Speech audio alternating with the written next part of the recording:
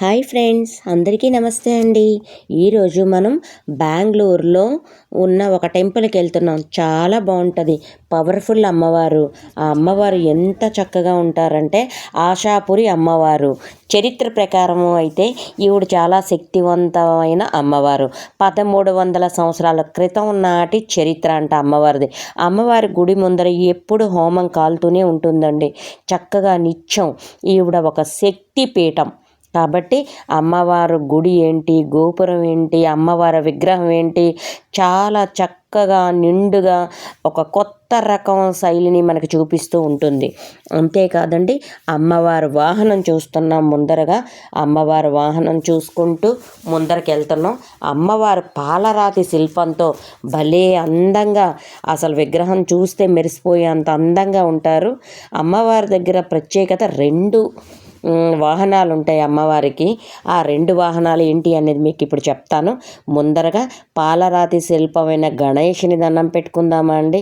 చక్కగా మన విఘ్నేశ్వరుడు, ఎక్కడికి వెళ్ళినా మనకి వినాయకుడు ఉండాలి కదా, అలా విఘ్నేశ్వరుని దర్శించుకుని వినాయకునికి ఒక నమస్కారం చేసుకుని మరొక్కసారి అమ్మవారి దగ్గరికి వెళ్తున్నామండి. ఈ అమ్మవారు భక్తులు కోరికలు తీర్చే శక్తి స్వరూపిణి అంట. ఈవిడికి 7 జతల కళ్ళతో అసురు సంహారాన్ని అవతరించిన ఆదిశక్తి రూపాలలో ఒకటిగా పూజలు అందుకుంటున్నారంటండి. గుజరాత్లో మాతానో మదం అనే ప్రధాన ఆలయం ఇది. నవరాత్రి సమయంలో లక్షలాది భక్తులు సందడి చేస్తూ ఉంటారట. ముఖ్యంగా కచ్ ప్రాంతంలో వ్యాపారులచే పూజలు అందుకుంటూ ఉంటారట ఈ అమ్మవారు. అయితే ఈ అమ్మవారి ప్రత్యేకత ఏంటి అంటే ఆశలు తీర్చే తల్లి అనే అర్థం వచ్చేలాగా ఆశాపూర్ మాత అని పిలుస్తారు. ఇది ఆమె భక్తులు కోరికలు నెరవేర్చే గుణాలు కలిగి ఉన్న అమ్మవారిని చూడండి. అసలు ఎంత నిండుగా, ఎంత చక్కగా, ఎంత ద్వేదీపమానంగా ఉంటారంటే ఆ పాలరాతి శిల్పం చూస్తుంటే మీరు బాగా చూడండి ఫ్రెండ్స్. అమ్మవారి ఒడిలో చిన్న బేబీ అమ్మవారు కూడా ఉన్నారు. అలా అమ్మవారిని పెట్టుకొని అన్ని చేతులతో ఆశలు తీర్చే కల్పవల్లిగా ఆశాపూర్ మాత అంటే పెద్ద పేరు ఇక్కడ. అమ్మవారికి ఎవరు పూజించినా, ఎవరు కోరుకున్నా ఆ కోరికలు తీరుతాయంట. సుమారు 1300 సంవత్సరం క్రితం స్థాపించబడినందని నమ్మకం అంట. ఆమెకు 7 జతల కళ్ళతో ఉంటాయి. నిత్యం హోమం కాలుతూ ఉండాలి. ఎందుకంటే ఈవిడ శక్తిపీఠం కాబట్టి. ఆమె ఆదిశక్తి రూపంలో ఒకరు, అసురు సంహారానికి అవతరించిన రూపం అంట. అందువల్ల ఈవిడికి ప్రధాన క్షేత్రము శ్రీ దేవ్చంద్ తన గుడారంలో పాటు వలసి వచ్చినప్పటి నుండి అభివృద్ధి చెందిందంట. అంతేకాదు, అమ్మవారి ఆలయం ఎటు నుండి ఎటు చూసినా చాలా అంటే చాలా అందంగా ఉంటారు. అమ్మవారికి హోమం కాలుతూనే ఉంటుంది. ఎక్కువ గుజరాతీ, రాజస్థాన్, మార్వాడీస్ వస్తారు. ఇక్కడ ప్రత్యేకత ఏంటి అంటే రాధాకృష్ణులు చూడండి, పాలరాతి శిల్పంతో భలే ఉంటారు. ఇది గుడి గోపురం పై భాగం. ఎంత విశాలంగా ఉంటుందంటే గోపురం చాలా అంటే చాలా విశాలంగా ఉంటుంది. కృష్ణ భగవానుడికి నిత్యం అలా దీపారాధనతోనే ఉంటారంట.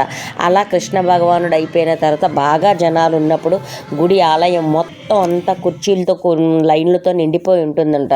మనకి బాగా ఇష్టమైన ఇలవేల్పు వెంకటేశ్వర స్వామి అమ్మవారి ఎదురుగా ఉంటారండి. ఎంత అందంగా ఉంటారంటే మరి మనం ఈ ధనుర్మాసం కదా, అయ్యవారిని కూడా దర్శించేసుకుందాం.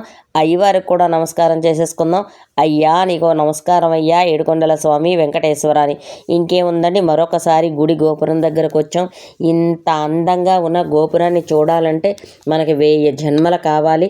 అంతటి చక్కటి ఆహ్లాదకరమైన ఆశాపూర్ తల్లి, ఆశాపూర్ మాత అంటే ఆశలు కోరికలు ఏదైనా తీర్చే తల్లి ఆశాపూర్ మాత.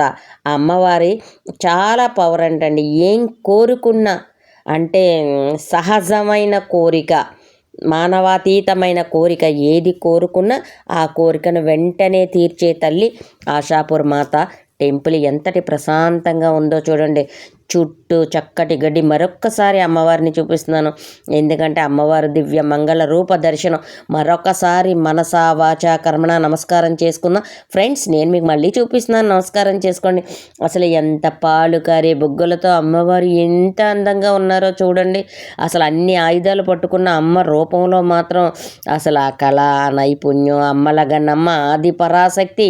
అమ్మ దయ ఉంటే అన్నీ ఉన్నట్టే కదండి. చూడండి అమ్మ కళ్ళల్లో ఇది చూడండి, ఆ బిడ్డని ఒళ్ళో పెట్టుకున్న తల్లి. అంటే మనం ఏం చేసినా తల్లి ఒడిలో పెట్టుకునే కాపాడే తల్లి. అందుకని ఆశలో కోరికలు తీర్చే తల్లి కాబట్టి ఆశాపురి మాత అంటారు. ఈ తల్లికి నమస్కారం చేసుకుని కోరుకున్న కోరికలు, ఎంతటి కోరికనైనా తీర్చే తల్లి అంటండి ఈ ఆశాపూర్ తల్లి. అమ్మవారికి మరొకసారి మనం నమస్కారం చేసుకుని గుడి గోపురం చూడండి ఎంత అంటే ఒక ప్రత్యేకత. గుడి తాలూకా గోపురం ఒక ప్రత్యేకత, గజస్తంభం ఒక ప్రత్యేకత, అమ్మవారి పూజా